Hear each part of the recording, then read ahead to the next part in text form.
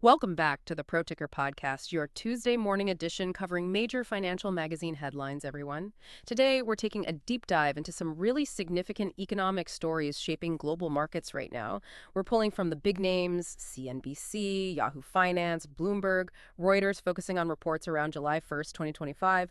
We're talking high-stakes trade talks, major domestic policy battles here in the U.S., and some pretty surprising corporate stuff, too.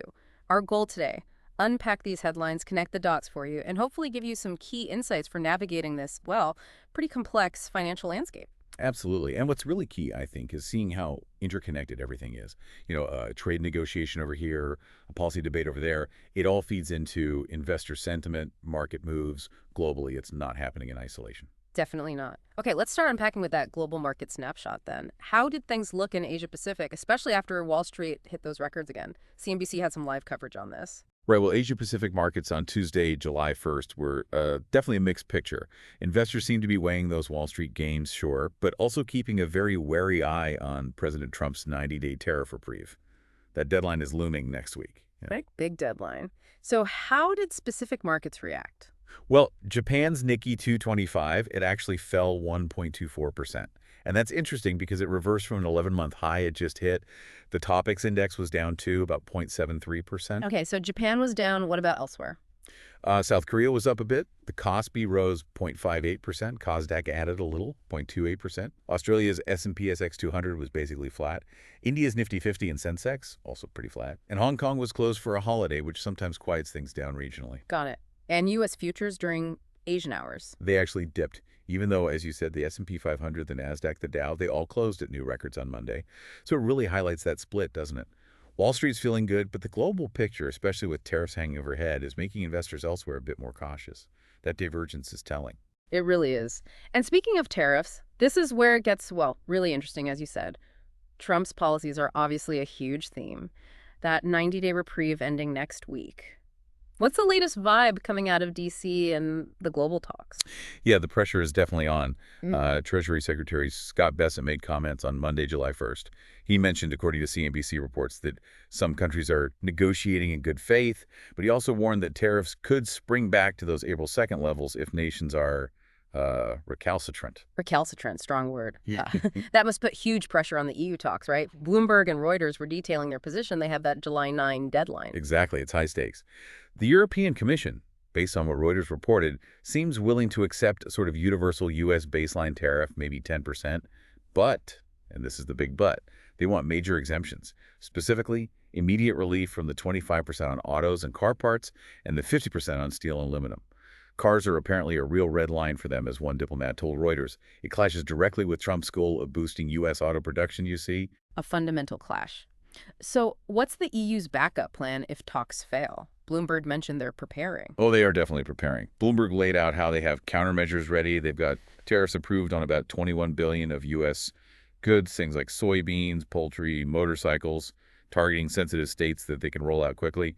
And then there's another bigger list prepared, targeting $95 billion more in U.S. products. Think Boeing planes, U.S.-made cars, bourbon. Wow, so they're not bluffing. Doesn't seem like it. Bloomberg outlined 4 possible scenarios. 1, a deal happens, maybe with some asymmetry the EU can live with. 2, the U.S. offer is just too unbalanced, unacceptable. 3, they extend the deadline. Secretary Bessent actually floated September 1st as a possible date for deals to be finalized. Or 4, Trump just hikes the tariffs and the EU retaliates fully. It's a real tightrope walk. September 1st. Interesting. What are market watchers thinking? Any predictions? Well, UBS Global Wealth Management had a take, reported by CNBC. They seem to think tariffs will kind of settle around current levels, maybe 30-40% for China, 10-15% for others, and the U.S. ends up with like a 15% average rate overall. They call that outcome not great, but not a disaster. Sort of a grudging acceptance, maybe? Not great, but not a disaster. Sums up a lot these days. What about companies caught in the middle, like Amazon? CNBC had that interview with Andy Jassy. Yeah, that was interesting. Jesse told Jim Cramer that, surprisingly, despite these broad, steep tariffs, especially on Chinese goods, Amazon hasn't really seen prices appreciably go up for consumers yet. Really? How are they managing that? He pointed to a couple of things. One is forward buying, Amazon itself stocking up before tariffs hit. The other is forward deployment of inventory by their third-party sellers. Millions of them, basically positioning goods smartly to minimize tariff costs. Plus, he mentioned the marketplace is diverse. Some sellers might just eat the tariff costs themselves to, take share and not increase prices. So competition is actually helping keep prices down, even with tariffs. That's counterintuitive. It kind of is, yeah. It shows how complex these supply chains and market dynamics are. Okay, so individual giants like Amazon are finding ways. But what about whole countries? You mentioned Canada earlier, finding a buffer. Bloomberg highlighted that. That's right. Canada's main stock index, the S&P/TSX Composite, actually beat the S&P 500 in the first half of 2025. And a big reason, according to Bloomberg, was the massive gold rally. Gold miners, precious metals. They acted as a hedge against all the tariff uncertainty and geopolitical risk. These miners drove about half the TSX's gains. The index was up 8.6% to June 30th, while the S&P 500 was up 5.5% over the same time. Gold is a safe haven. Classic move, but clearly effective for Canada there. Definitely. It shows how specific sector strengths within a market can offer resilience, drawing an investment looking for safety when things feel shaky globally. That's a great point. Okay, let's shift gears now and zoom in on the U.S. economy and domestic policy. President Trump is really pushing this one big, beautiful bill. Let's dive into what's actually in it and the reactions. This has been all over CNBC, Yahoo Finance, Bloomberg. It certainly has. It's a massive $3.3 trillion tax and spending bill. Trump's framing, according to Yahoo Finance and CNBC, is largest tax cuts and border security ever. Jobs by the millions, military vets increases. Big promises. Big promises. But what about the analysis? What's the projected economic impact? Well, the Yale Budget Lab did an analysis, highlighted by CNBC. It found the bill would likely reduce income for the bottom 20% of households, those earning less than about $13,350 by around 2.9%, or $700 a year. But for the top 20% earning over $120,000, it would raise income by about 2.2%, or $5,700 a year, mainly between 2026 and 2034. Why such a big difference? It mostly comes down to proposed cuts in programs like Medicaid and SNAP, the food stamp program. Those cuts hit lower earners harder. Meanwhile, the tax cuts in the bill tend to benefit wealthier households more. That's the main driver of that disparity. And the national debt impact, that's always a huge concern. A major one. The Congressional Budget Office, the CBO, found the bill would add at least $3.3 trillion to the national debt over the next decade. And Yahoo Finance pointed out that we're already paying over $1 trillion a year just in interest on the existing debt. Yeah. That makes interest the second biggest federal expense, right after Social Security. Over $1 trillion in interest alone. Wow. Okay, so debt concerns, impact on lower earners, but you also see support, particularly from the banking sector, right? CNBC mentioned this. That's correct. The American Bankers Association came out saying they strongly support many parts of it, seeing much-needed tax relief.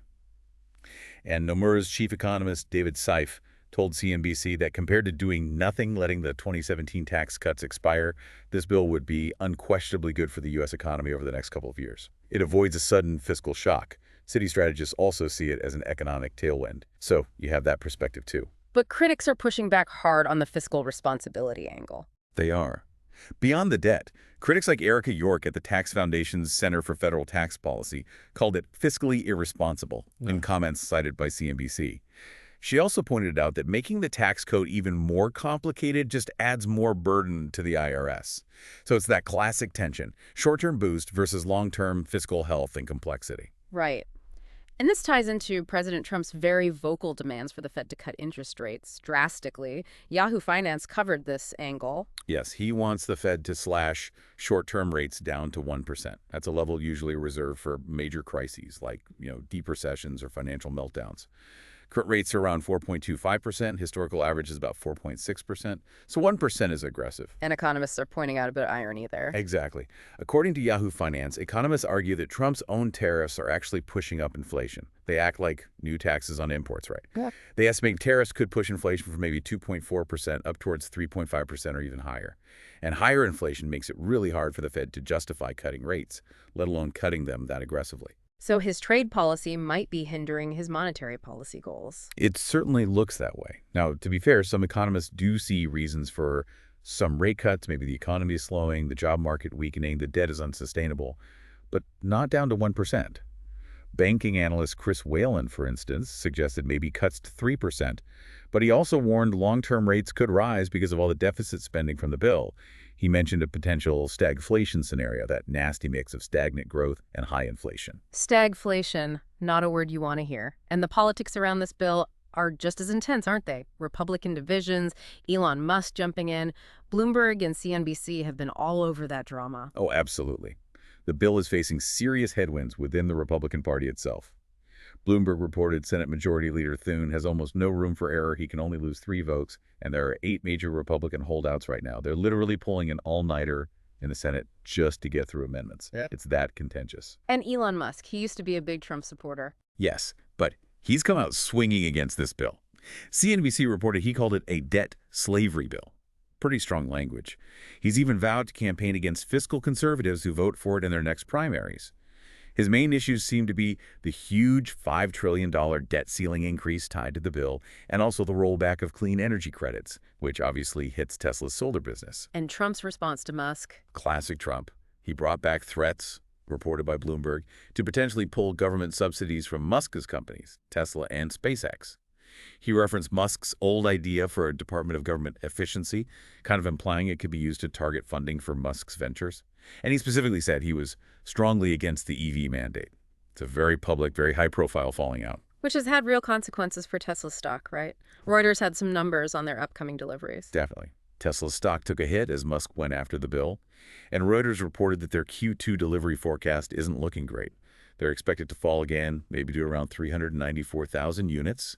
That's an 11% drop year over year after already falling 13% in Q1. Why the continued drop? Is it just the politics? It seems to be a mix of things. Reuters cited the backlash against Musk's politics and his work for Trump as one factor, but also just increased competition.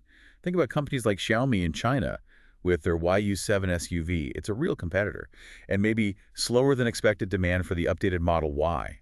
Tesla's market share in China has slipped quite a bit, down to 7.6% from 10% last year. European sales are down too, so it's multiple pressures hitting them. A tough spot for Tesla right now. Okay, we've covered trade, U.S. policy, company impacts. Let's swing back to central banks. What's the latest from the European Central Bank? They've been battling inflation for ages. Did they finally hit their target? CNBC had an update. They did. Big news out of the Eurozone. Inflation hit the ECB's 2% target in June. It was 1.9% in May, so just a tick up, and right in line with what economists expected, according to CNBC. 2% on the nose. What about core inflation? Core inflation, the one that strips out energy, food, alcohol, tobacco, held steady at 2.3%. Services inflation did pick up a bit, though, to 3.3%. The ECB watches that closely. So what does this mean for ECB policy going forward? Are they declaring victory?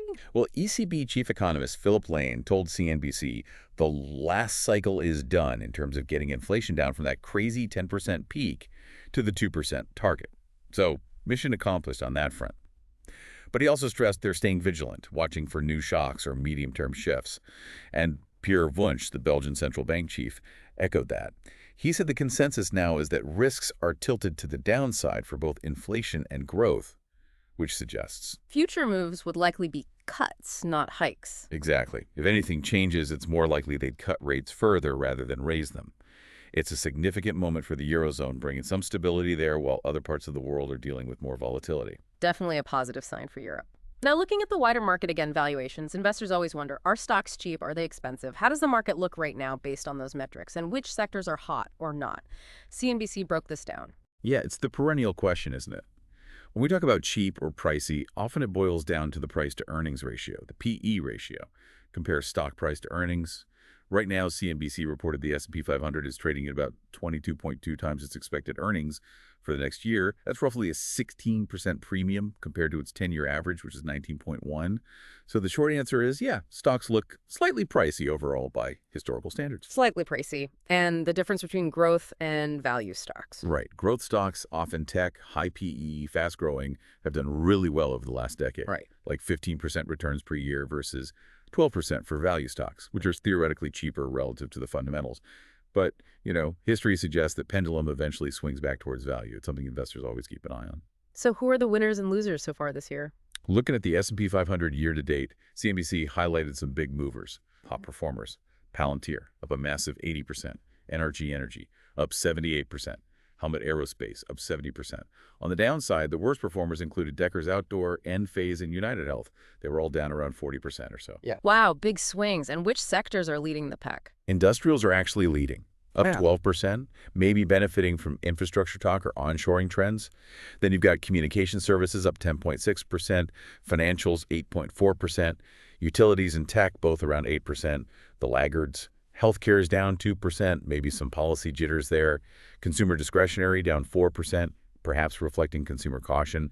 And energy is basically flat for the year. That really paints a picture of where sentiment is shifting. Yeah. Okay, before we wrap up, one last quirky headline that definitely caught my eye. What is going on between President Trump and AT&T? CNBC reported some interesting social media posts. Yeah, this one was unusual. It really highlights that sometimes blurry line between politics and business. So on June 30th, President Trump went on Truth Social and publicly blasted AT&T after having technical problems on a conference call. He said something like, AT&T obviously doesn't know what they're doing. Okay, complaining about service isn't that unusual, I guess. Ordinarily, maybe not. But here's the kicker, as CNBC pointed out. This happened just 2 weeks after the Trump Organization announced a licensing deal for Trump Mobile. That's a new wireless service they're launching, selling a $499 smartphone. Ah, so he criticizes a major competitor right after announcing his own mobile venture. Exactly. It raises immediate questions about a potential conflict of interest, doesn't it? It's certainly not typical for a president or former president actively running again to Yeah. publicly attack a major telecom company right when his family business is entering the same market. A strange one, for sure. Definitely adds another layer to everything. What a week, really. So just to recap, we've got global markets sending these mixed signals, heavily swayed by U.S. tariff policy uncertainty, especially with the EU talks right on the edge.